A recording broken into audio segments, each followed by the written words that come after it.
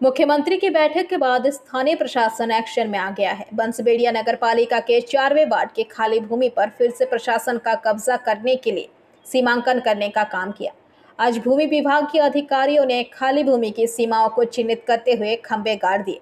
प्रशासन के प्रमुखों के साथ बंसबेड़िया नगरपालिका के प्रतिनिधि भी थे।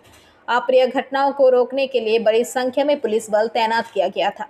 8.475 एकड़ भूमि के अधिकांश भाग पर आम लोग निवास करते हैं। बंसबेड़िया के मेयर आदित्य न्योगी ने कहा कि जिला प्रशासन के निर्देश अनुसार आज सीमाएं तय की गई है, बाद में गाइडलाइन के अनुसार काम किया जाएगा। सरकारी जमीन पर कैसे कब्जा किया जाए, इसकी जांच होनी चाहिए। आदित्य का दावा है कि पिछले बोर्ड में यह काम हुआ था। उन्होंने बेदखली के लिए तृणमूल के एक वर्ग को जिम्मेदार ठहराया है। আমরা হঠাৎই শুনলাম যে এখানে ল্যান্ড ডিমার্কেশনে আসছে, তা আমাদের গভর্নমেন্ট থেকে এবার ল্যান্ড ডিমার্কেশনে এসছে। কেন এসছে আপনারা জানেন, কিছুদিন আগে একটা প্রক্রিয়া চলেছিল যে রাস্তাঘাট পরিষ্কার হবে। সেটা এখন দেখছি আমার এলাকাতে এই যে মানুষগুলো আছে তাদের মধ্যে ভয়। আমরা এখনও জানি না, জানা বিষয়, আমার কোনো বিষয়টা আমি জানি না কিসের জন্য এসছে, কী বৃত্তান্ত এসছে। তবে এটা ডিমার্কেশনে এসছে। আমার যেহেতু আমি 4 নম্বর ওয়ার্ডের কাউন্সিলর, আমার ওয়ার্ডে হচ্ছে বলে আমি সেটা দেখতে এসেছি। এবং আমার যে মানুষগুলো এসছে তারা প্রত্যেকেই ভীত সন্ত্রস্ত। এখানে যারা বাস করেন প্রত্যেকে খেটে খাওয়া মানুষ, মহিলা থেকে পুরুষ, বাড়িতে প্রত্যেকেই কাজ করেন। মহিলারা লোকের বাড়িতে পরিচারিকার কাজ করেন, পুরুষেরা দৈনিক মজুরির তারা কাজ করেন।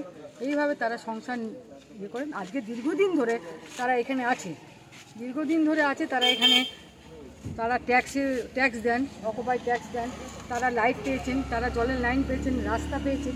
তার মধ্যে দিয়ে এরকম একটা অনিশ্চয়তা এসে গেছে।